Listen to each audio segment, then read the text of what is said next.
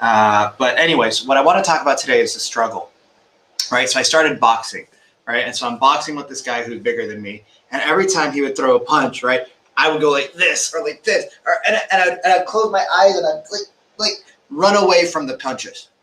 And I'd run away from the punches. And every time he hit me, it hurt a little bit less, but it still fucking sucks, right? Like, I don't want to get hit. And I didn't realize how much I hated getting hit. And I didn't realize how much I hated getting hit. But, you know, if you've ever boxed or if you've ever done something hard, you realize that the struggle is part of the process, right? So when you grow because you get punched, you get hit, right? You grow when you push yourself. You grow when you work hard. You grow when you do things that suck. Sorry, I'm topless right now. I haven't taken a shower today.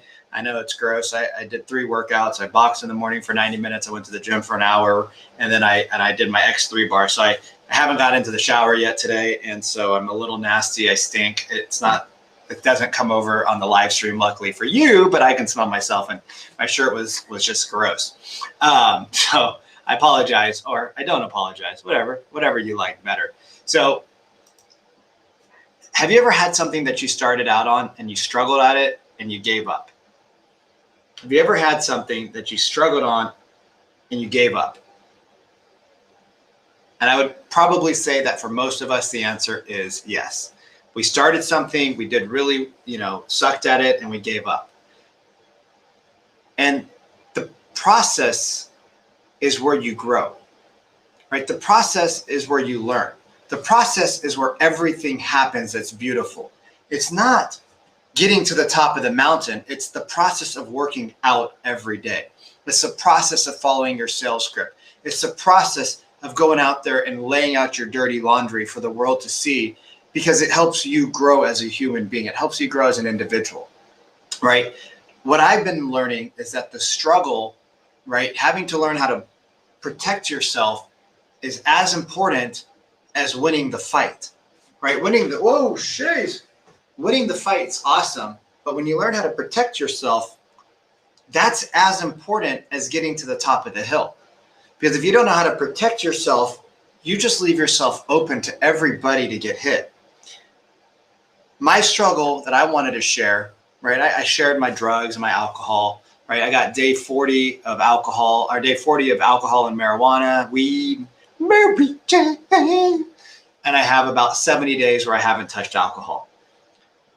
The fog starts to lift, and I start to see the triggers that have triggered me in the past, which made me fall back. And I would never have my hands up to block myself, right? My hands were always right here, and I just pop in the face, pop in the face, pop in the face, pop in the face, body shot, body shot, body shot. And every time that happened, I felt a little bit weaker because I didn't know how to protect myself. I didn't know how to protect myself. As I learned to protect myself, I realized that the punches oftentimes are people that we allow into our lives.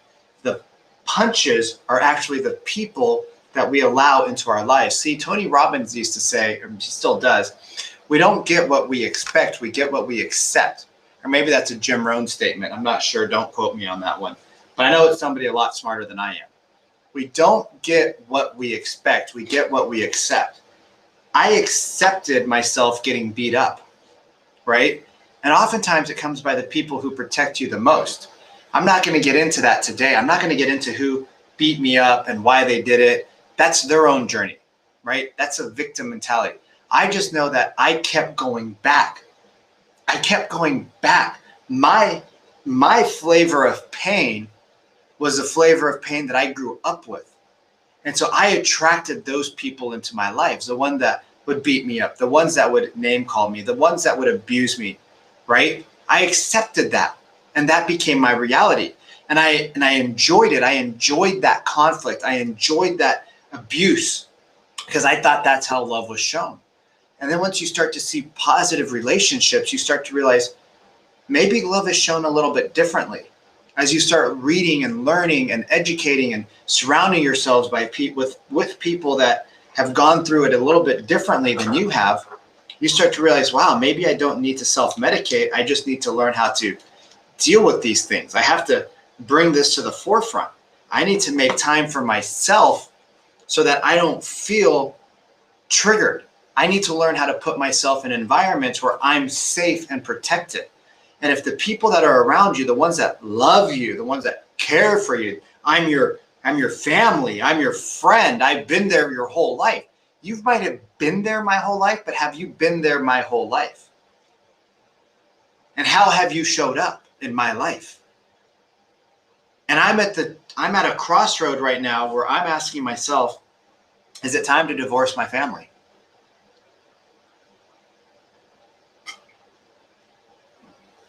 I'm going to let that one sink in for a second. Is it time to divorce my family?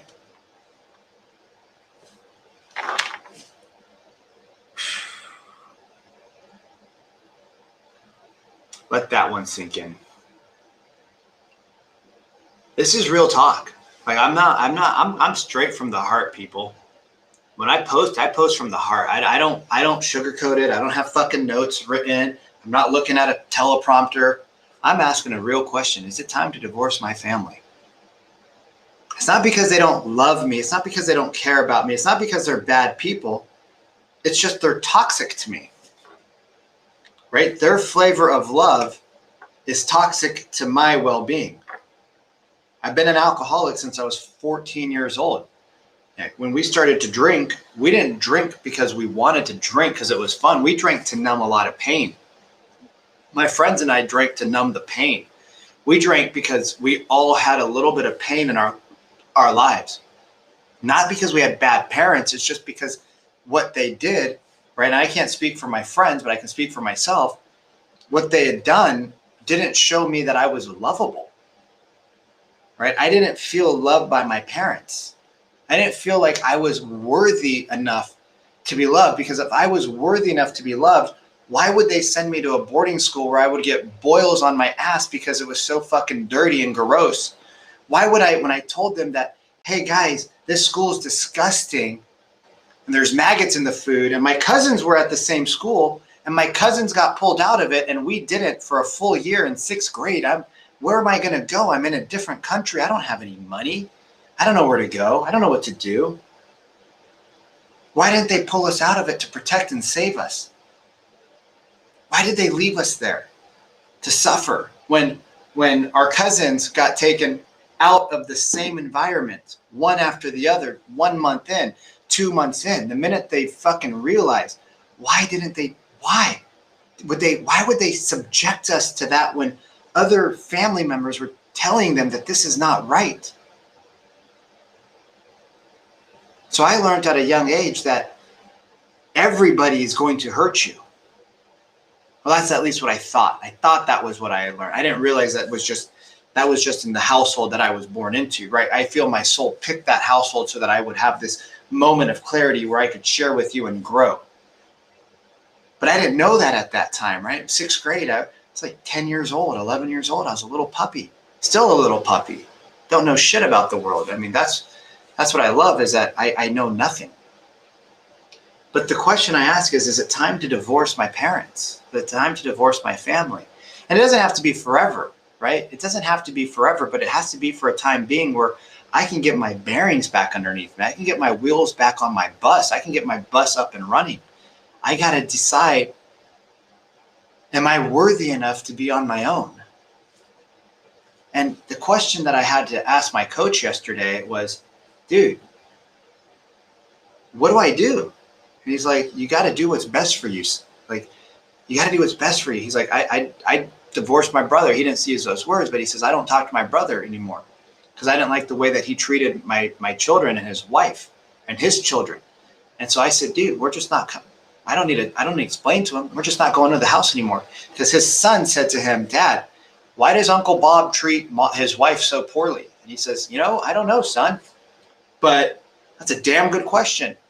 And though he went and talked to his wife, he said, honey, I think we need to stop going to Bob's house. And she goes, really? Tell me more. He says, well, Johnny, little baby Johnny said, why does Uncle Bob treat his family so poorly? And she says, yeah, I've always wondered that too. But I didn't want to say anything because that's your family. And when family becomes toxic, is it time to let them go? Right? And a lot of people on this Facebook Live, right? A lot of people on my Facebook are friends with my family, and my parents are not bad people, but they're just not right for me. Does that make sense? Like sometimes you can have good people for other people. Little baby Johnny said, "Why did?" Okay, my phone. Obviously, the live stream's working on Facebook. I can hear volume. So the question I ask is, do you have toxic people in your life? Maybe it's not your family members. Maybe it's people that are at work, right? You know, and if my coworkers watch this, they're all friends with me on Facebook. If I'm toxic, let me know. Like, please let me know. I know I am at times, and I know we butt heads, but I don't do it on purpose. It's just I'm growing with you. I'm learning with you, right? I'm on this spiritual journey in this human existence with you. And so I want certain things done, but maybe that's not the best thing for everybody. And if that's the case, like I'm human. I'm gonna make mistakes. You're gonna make mistakes. Let's work through them. Let's talk about it. But do you have toxic people in your life that you need to let go of? Do you have people in your life that aren't serving and helping you? Do you have people in your life that are mistreating you and abusing you? Do you have people in your life that don't allow you to get to where you want to go? Or do you have people in your life that you feel you need to please all your life? Do you have people in your life that you feel you need to hold yourself back for so that you don't step on their feelings? And therefore you're diminishing your bright light to protect their dim light. I don't know. I feel like I did that my whole life. I feel like I've done that my whole life. I feel like I've never shared my true truths because I never wanted to hurt the people that brought me into this world. I didn't want to diminish them, so I diminished myself. I didn't want to hurt my family, right? But they would always hurt me. Not always, but multiple times they would hurt me. And then I had to come back and say, I'm sorry, because I had to conform to them. So I ask you the question, is it time for you to divorce certain people in your life? And if it is, just do it. Because your light, your soul chose you to come and be as bright and strong as possible. It didn't come for you to play small. It came for you to be that little baby that goes, runs around naked and doesn't care. It didn't come for you to be scared. Right? Your soul chose you for a reason. And we have to figure that out. And like my coach told me yesterday, Vic, sometimes it's lonely. See, people say it's lonely at the top, but he said something very different. He said, sometimes it's real lonely when you're growing. Not when you're at the top. He said, when you grow. He said, it's lonely when you grow. Because as you step into your light, when you step into your path, when you step into your purpose, you might have to leave those people behind. And it's not permanent unless you want it to be permanent. But if you're growing and they're not, that doesn't give them the opportunity to catch you. And so then you're going to slow down. But what if they never pick up their feet? Eventually you just stop. How many adult children live with their parents nowadays? Right? How many adult children are living with their parents? And their parents are controlling their every move. Right? Their every move. No, you can't go up. Right? I met this girl. We went on a couple dates. And I said, hey, can we meet on a Monday? You know? She said, no. I said, why? She said, well, I don't want to explain to my parents that I'm going on a date with you. I'm like, really? Like that's that we can't, really? Like, really? Really? Like, we can't go on a date because you don't want to explain to your parents? And then you ask how the relationships are with their other siblings. And you see how foul they are. And parents think they're protecting you, but they're just controlling. Break that fucking cycle. Look, I'm an Indian man, all right? I've been divorced. I've been in jail. I've been abusive. I've been abused. I've been molested. All these things happened for me. All these things happened for me. I've suffered with self-love. I've suffered with self-hate. I've suffered with suicide thoughts. I've suffered with depression. There's a picture I just posted on my last thread where I look like I'm super young. I weighed 150 pounds. I was in a criminal fucking fight for my life because I had a domestic violence charge. I had a felony kidnapping charge because I broke her phone, right? I did $8,000 in property damage to her. Guess what, ladies and gentlemen? What they don't tell you on TV is that when you break somebody's shit in their house and you don't even touch them, that's DV. That's DV. I didn't know that. I just thought that was standard because I grew up in a household where I used to break the fuck out of it because I didn't know what else to do. So when I got angry, I'd punch the walls. I would break shit.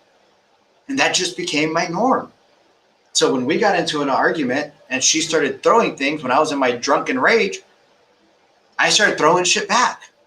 Well, I didn't realize I'm a big fucking dude. I'm a big guy. I never saw myself as a big guy, but I was a big guy. And I was toxic as fuck. And so what was the triggers? What were those triggers? What were those triggers? What were those triggers? What were those triggers? I never analyzed them. I never watched the playbook, right? Sports, after a game, they watch the playbook. I never watched that. And I just let the destruction go. And I thought, okay, if I work harder and I make more money and I'm more successful, I'll start to get real love. And then people will respect me more. And they'll respect me and they'll love me and they'll love me and they'll respect me. And then I can love myself. And then I can love myself. And then I can go out and do things. And then I can go buy real estate and hang out with my rich uncle, right? My rich dad, not my poor dad. And what I learned after I talked to him a lot this year, right? The guy who's my rich dad, if you read Rich Dad, Poor Dad, you'll know what I'm talking about. He said, why didn't you ever tell me about the struggles you've been through with drugs and alcohol? And I said, I didn't want you to judge me. He says, I love you.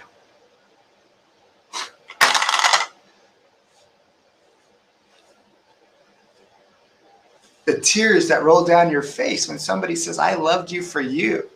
And if you would have told me, I would have never judged you. I would have said, come home. Come to my house. Come to my work. Fuck money. I'll teach you everything that I teach my kids. And you say, but I haven't talked to my own father in 2 months. He says, well, fix it if you can. You know, I put that on you, but sometimes you can't fix it. And sometimes it just takes time for you to be away so that you can get the strength you need to go back and hit the mute button when they start to trigger you. But have you ever noticed that when you're with certain groups of people, you act a certain way, and then when you're other groups of people, you act a different way? And when you're with your like high school friends, you kind of get like into this high school clickiness where you're like, oh my God, you go back into that moment of time because we have memory, we have muscle memory, we have brain memory, we have food memory, we have, right, all these memory pieces in our body.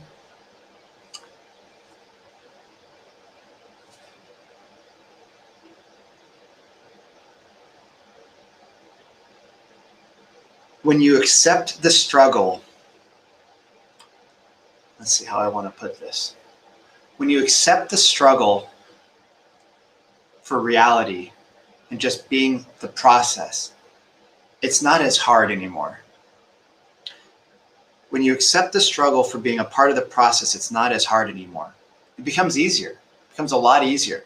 It actually becomes joyful. You actually start to enjoy the struggle, right? I enjoy now. I don't like getting hit when I go to the boxing class, but I know tomorrow I'm going to wear my contacts, and I know that it's going to hurt a little bit. Well, he's probably going to hit harder, but it's going to be a little bit less scary to get out there and spar with these big guys. I mean, the coach is like 280 pounds of lean, solid muscle. The guy that I box with is 30-ish years old, 10 years, but he's a fucking fighter. And I know that when I get out there with him and I spar and he hits me, I'm going to be a little bit less scared tomorrow because I lived through it today. Now my face is going to hurt. My eyes are going to hurt. I'm going to have a little bit of a headache. I'm probably going to need a nap, but I'm going to get through it. The question is, you got to learn how to block. You got to learn how to tuck the elbows and tuck the head so you get hit in the forehead instead of getting hit in the nose or the jaw. You got to learn how to protect yourself. And that might mean you got to turn off social media. I mean, I post some shit on social media, ladies and gentlemen, to provoke people to hopefully think, right? People think that, when I say that I'm a conscious coach, my goal is to get you to think differently than what the news and the media and everybody wants you to think. So I purposely provoke questions to get conversations. I don't necessarily love some of the comments that people make. They're a little aggressive and abusive, but sometimes we got to hear some crazy shit to get a little bit of change. And sometimes you got to hear that it's okay to divorce the people that have been in your life forever because they're no longer serving your life.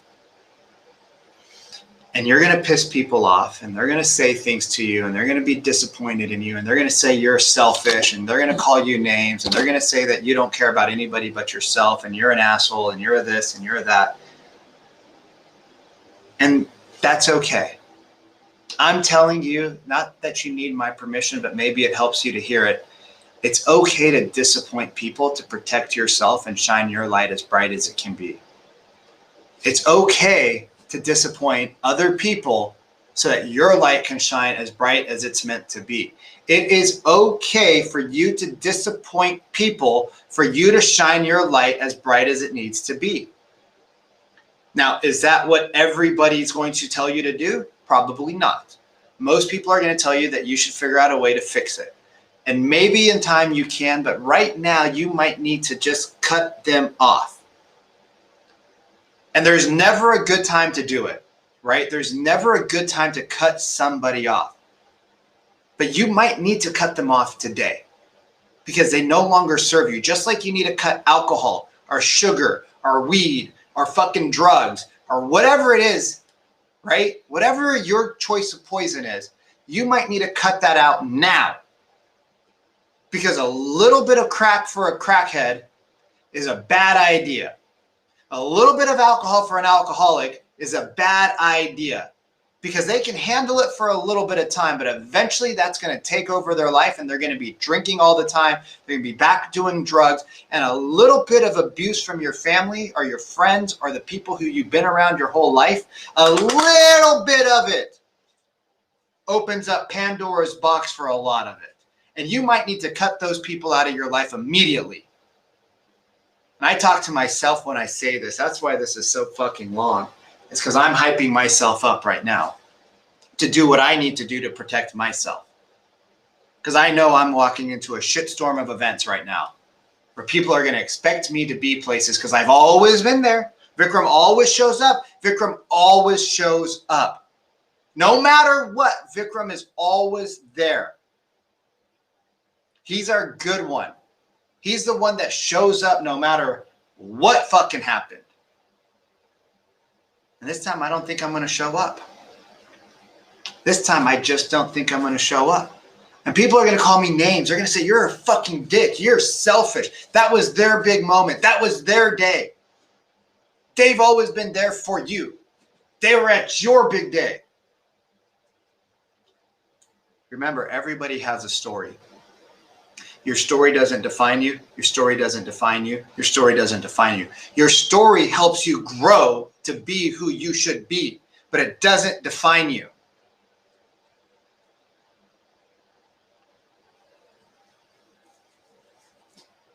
So,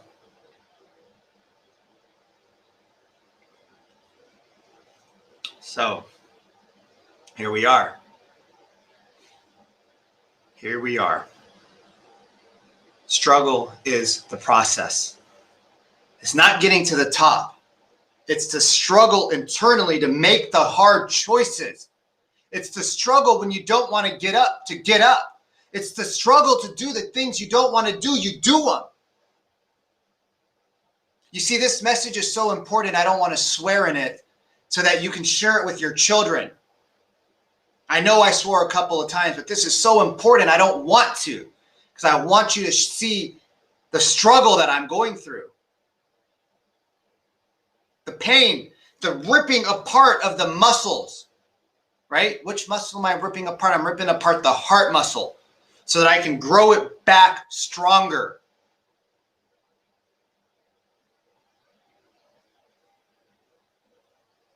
Because I know I'm going to disappoint people because I've always shown up.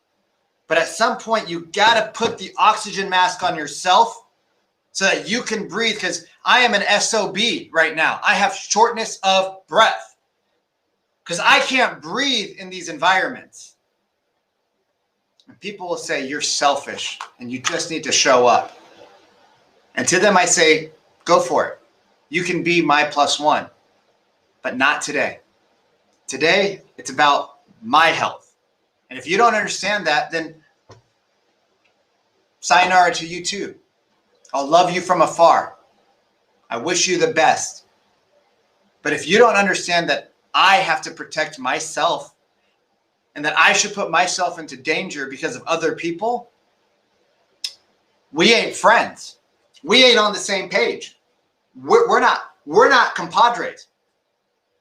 Because if you knew what I knew, you wouldn't want your children to go through that. Because I know one thing, I don't want my kids to go through my life. I want my kids to see, wow, holy fuck, dad went through a lot of shit, so that they don't have to go through it, because they're going to have their own struggles, right? They're going to have their own trials and tribulations. They don't need to have mine. I've already been through it. So why do they need to take on that burden, which I've already taken it on for them? And I pray when I have kids that I don't have the same relationship that I have with my dad that they have with me. God, I'm fucking scared of that. God, I'm fucking scared of that. I'm fucking fearful by all means. People say live a fearless life. I have so much fear and intrepidation about bringing kids into this life and having them fucking despise me or dislike me at any stretch. But I also know that I got to give them love and support and discipline. It's not my life that they live. It's their life. You know, people say, how do you give advice to people on parenting when you don't have kids? You don't know. I said, because I wanted to study it before I had them. Because I was scared that I was going to be the same person that I didn't want to be. And I became that for a while. And now I'm working to not be that.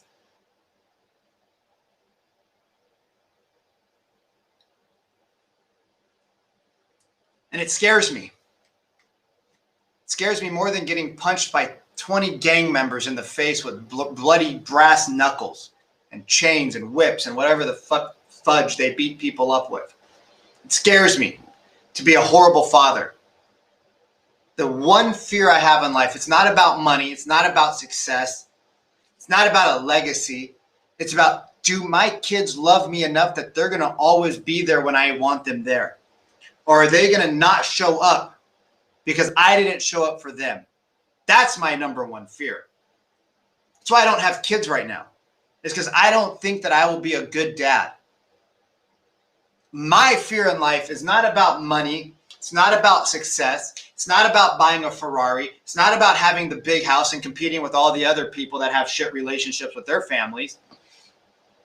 But they have a big house and everybody thinks they're happy because they put makeup on and nice clothes and they go to the party. My number one fear is that I'm going to be a shitty dad and my kids aren't going to want to be around me. That's my fear. Is that when I die, they're not going to be there. They're just be like, oh, there goes that dude. He was my sperm donor. He never listened to us. He never taught us what we, never gave us the support we needed. Always tried to control our lives. Wanted us to do what he wanted to do. That's my fear. I don't know what your fear is, but that's mine. And I know this conversation isn't one for everybody. I know that this isn't the topic of choice. I know this isn't the cool conversation, and I'll probably get messages from family members that will say, why would you post that online? Why would you put your business out there? Why would you talk about this? Oh my God, why do you share so much, Vikram? Because I know that people just like you struggle with it. If I struggle with it growing up the way I did, I guarantee you there's people who grew up worse than I did that struggle with way more. And they don't know that it's okay to do this. Oh, you're just privileged. You're a millennial. Yeah, you eat fucking maggots. All right? You have warts on your butt or boils on your butt when you're in 6th grade that are so big that you got to go to the hospital, get them drained because there's no running water and you got fucking shit in your ass. And you tell me that the struggle isn't part of the process. Because I'll tell you, that made me stronger. It made me independent. It made me stand up for myself. It made me learn a lot. I didn't wish I learned that at that age. And I hope you never have to have gone through that. But they didn't do it to me, but by them leaving me there, they accepted it. They expected it to be different, but they accepted it.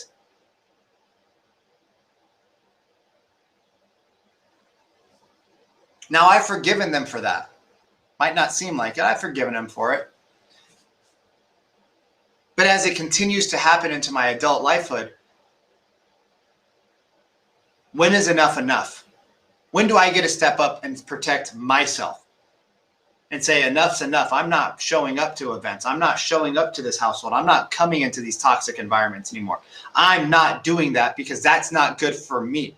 When is enough enough where I get to stand up and become a man? And as a man, you protect yourself and your family, right? In my culture, when a man and a woman get married, the man has a sword and the woman's holding on to a piece of cloth and she follows him around. And it's not because, oh, men are better than women. No. Don't get it tripping. It's simply because the man goes first into the darkness to protect his family and his wife. Not because men and women can't do the same thing, but men are just physically stronger. So we go out and we protect our family. We have the sword and we let the family know, your daughter's safe with me. I will protect her.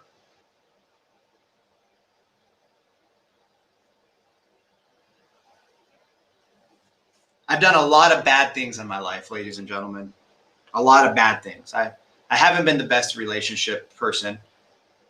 I haven't been the greatest businessman. I haven't been the greatest CEO. I haven't been the greatest leader. I haven't been the greatest friend. I haven't been the greatest son.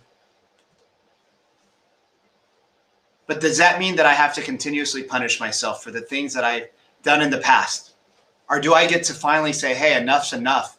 Stop beating yourself up. You wouldn't let other people beat you up like this, and you wouldn't let them beat themselves up like this. So why do you keep doing it to yourself? When does enough become enough for you?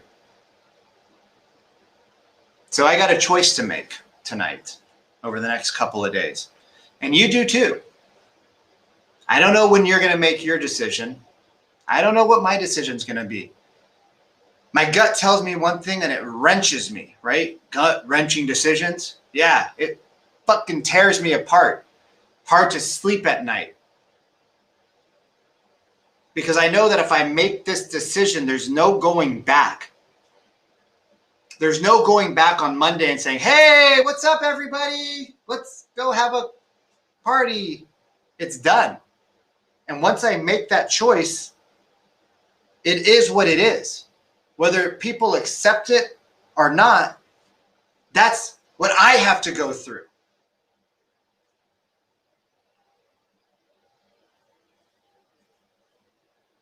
I hope you don't have the same struggles.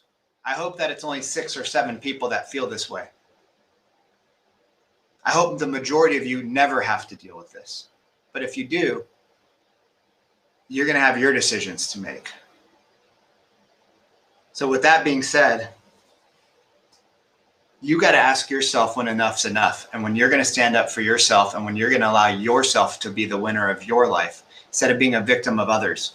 At some point, you got to step up and become a champion of yourself, right? You got to stand up for yourself. And that might mean leaving people behind that have always been around, but they haven't been there for you. Look, however you slice this one up, it's not easy. And sometimes doing the right thing is very difficult. Sometimes saying the right thing goes against the grain of society and cultural norms. But whose life are you living? Theirs or yours? Right? Whose life are you living? Theirs or yours? I could give you thousands of stories where people are living their parents' lives and they're fucking miserable. God, I cussed again. Sorry. They're miserable. They're absolutely miserable. And they wonder how they wake up and like, how did we get here? We're 50 years old. We still live with our parents. Our parents still support us. Well, because you didn't step up into your own light.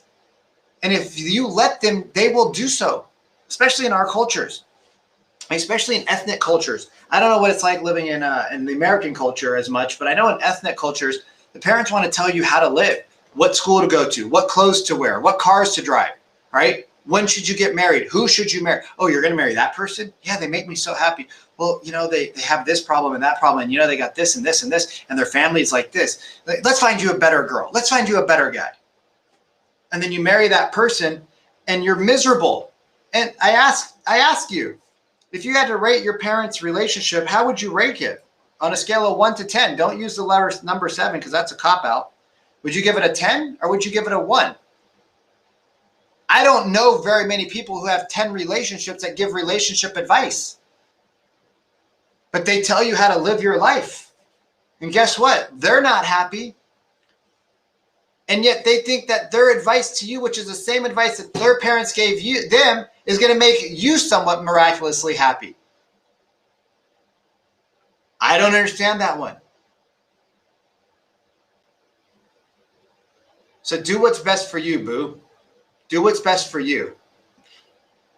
Spend the money on coaches. Spend the money on conferences. Spend the money on relationship coaches.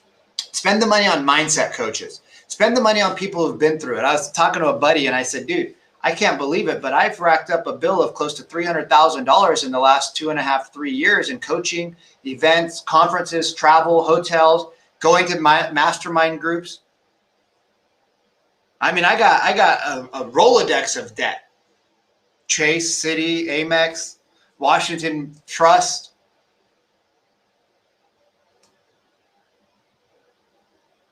Not from buying new clothes and Range Rovers and suits and watches, because I invested into myself. You know, my biggest purchase this year outside of work or my coach was a bike. And that's nothing in comparison to how much my coach costs. If I knew my coach was going to be that expensive this year that I hired, I would have bought a much more expensive bike. Because fuck it, if I'm going to go into debt, let's fucking rock and roll and get the best bike that I could have. Not that I didn't get the best bike out there, but I mean, I probably would have got 2 bikes if I knew how much money I was about to spend. Maybe I would have got one really insane bike if I knew how much money I was going to spend. And guess what? The universe always sends me money. It's like, oh, you got a $10,000 bill. Here's 12 grand. Little bonus, Vikram. You're doing well. Thank you. We just want to let you know you're doing okay. Oh, okay. Thanks. Fuck, survive another couple of months. Step into your power. It's going to suck. It's going to be lonely. You might cry. I almost did tonight. Don't know how I didn't. It's okay. I got you. If you need help, reach out. All right? If you need help, reach out. We can talk. I don't mind. It's a hard topic. But if you need help, reach out. I got you, boo. And remember, I love you. But more importantly, I love myself too. And remember that. You got to love yourself before you can love others. So I love myself first and I love you second. Not because I don't care about you, but if I don't give myself enough love, I can't show up for you every day. And I would love to be there for you guys. So have an amazing evening. I'm signing out. This is way too long, but most of my lives are. So